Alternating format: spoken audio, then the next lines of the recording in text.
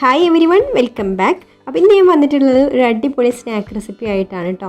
നമ്മുടെ വീട്ടിലുള്ള ചേരുവകൾ മാത്രം വെച്ചിട്ട് പെട്ടെന്ന് ഉണ്ടാക്കാൻ പറ്റിയിട്ടുള്ള ഒരു സ്നാക്കാണിത്.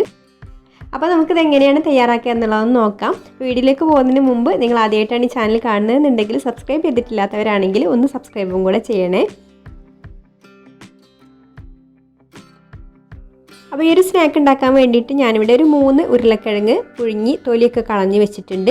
ഇനി നമുക്കിതാ ഇതുപോലെ നന്നായിട്ട് ഇതൊന്ന് ഉടച്ചെടുക്കണം. ഒട്ടും കട്ടയില്ലാതെ വേണം കേട്ടോ ഉടച്ചെടുക്കാൻ. ഇനി നമുക്കിതിലേക്ക് ഒരു സവാളയുടെ പകുതി ഇതുപോലെ ചെറുതായിട്ട് അരിഞ്ഞത് ഇട്ട് കൊടുക്കാം. പിന്നെ 1 ടീസ്പൂണ് ചില്ലി ഫ്ലേക്സ് ചേർത്ത് കൊടുക്കുന്നുണ്ട്. പിന്നെ ഒരു 1/2 ടീസ്പൂണ് കുരുമുളക് പൊടിയും പാകത്തിനുള്ള ഉപ്പും കൂടെ ചേർത്ത് കൊടുക്കാം. ഇനി ഇതിലേക്കൊരു 2 ടേബിൾ സ്പൂണ് കോൺഫ്ലവർ ചേർത്ത് കൊടുക്കുന്നുണ്ട്. പിന്നെ ഒരു മുട്ട ഒഴിച്ചു കൊടുക്കാം.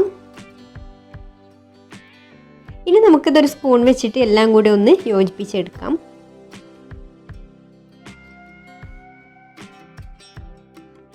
മല്ലിയില കയ്യിലുണ്ടെങ്കിൽ അതും കൂടെ ഒരല്പം ഇതുപോലെ ചെറുതായിട്ടൊന്ന് അരിഞ്ഞിട്ടിട്ട് കൊടുക്കാം. എന്നിട്ട് ഇതുപോലെ ഒന്നും കൂടി നന്നായിട്ടൊന്ന് മിക്സ് ചെയ്തെടുക്കുക. ഇതിലേക്ക് ഇനി വേറെ വെള്ളമൊന്നും ഒഴിച്ചു കൊടുക്കേണ്ട കേട്ടോ. ഈ ഒരു കൺസിസ്റ്റൻസിയിലാണ് നമുക്കിത് വേണ്ടത്.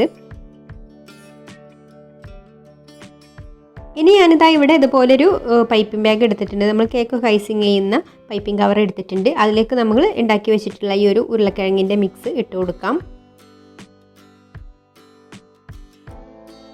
ഇനി നമുക്ക് ഈ ഒരു പൈപ്പിംഗ് കവറിൻ്റെ അറ്റം ഒന്ന് കട്ട് ചെയ്ത് കൊടുക്കാം.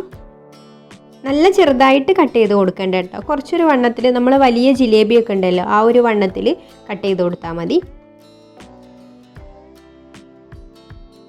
ഇനി നമുക്ക് നല്ല ചൂടായിട്ടുള്ള എണ്ണയിലേക്ക് ഇത് പൈപ്പ് ചെയ്ത് കൊടുക്കാം. നമ്മൾ ജിലേബിൻ്റെ ആ ഒരു ഷേപ്പിൽ പൈപ്പ് ചെയ്ത് കൊടുക്കാം കേട്ടോ. അപ്പോൾ ആദ്യം കുറച്ച് ബുദ്ധിമുട്ടായിട്ട് തോന്നും, പിന്നെ റെഡി ആയിട്ട് വരും. പിന്നെ ഉരുളക്കിഴങ്ങ് നമ്മൾ നന്നായിട്ട് തന്നെ ഉടച്ചെടുക്കണം കേട്ടോ. ഒട്ടും കട്ടയില്ലാതെ ഉടച്ചെടുത്താൽ മാത്രമേ നമുക്കത് ഈസി ആയിട്ട് പൈപ്പ് ചെയ്യാൻ പറ്റുള്ളൂ. ഹൈ ഫ്ലെയിമിൽ ഇട്ടിട്ട് തന്നെയാണ് കേട്ടോ ഞാനിത് ഫ്രൈ ചെയ്തെടുക്കുന്നത്. അപ്പോൾ പെട്ടെന്ന് തന്നെ റെഡിയാവും. അപ്പോൾ ഒരു സൈഡ് റെഡി ആയിട്ട് വരുമ്പോൾ ഇതുപോലെ മറിച്ചിട്ട് കൊടുക്കാം. ഈ ഒരു കളറായിട്ട് വരുമ്പോൾ മറിച്ചിട്ട് കൊടുക്കാം. എന്നിട്ട് ഇതുപോലെ 2 സൈഡും ഈ ഒരു കളറായിട്ട് വരുമ്പോൾ നമുക്ക് കോരിയെടുക്കാം. ഇതിപ്പോൾ ഇവിടെ റെഡി ആയിട്ടുണ്ട് കേട്ടോ. അപ്പോൾ നമുക്ക് ഓരോന്നായിട്ട് കോരിയെടുക്കാം.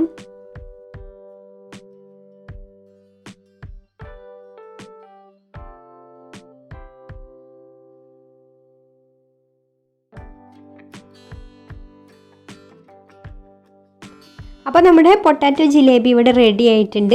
ഇത് നല്ല ചൂടോട് കൂടി തന്നെ ടൊമാറ്റോ കെച്ചപ്പിൻ്റെ കൂടെ സെർവ് ചെയ്യാം. അപ്പോൾ എല്ലാവർക്കും ഈ ഒരു റെസിപ്പി ഇഷ്ടമായിട്ടുണ്ടാവും എന്ന് വിചാരിക്കുന്നു. ഇഷ്ടമായിട്ടുണ്ടെങ്കിൽ ലൈക്ക് ചെയ്യുക, ഷെയർ ചെയ്യുക, നിങ്ങളുടെ അഭിപ്രായങ്ങളൊക്കെ താഴെ കമൻറ്റ് ചെയ്യുക. പിന്നെ ഈ ചാനൽ സബ്സ്ക്രൈബ് ചെയ്യാതെ കാണുന്നവരാണെങ്കിൽ ഒന്ന് സബ്സ്ക്രൈബും കൂടെ ചെയ്യണേ.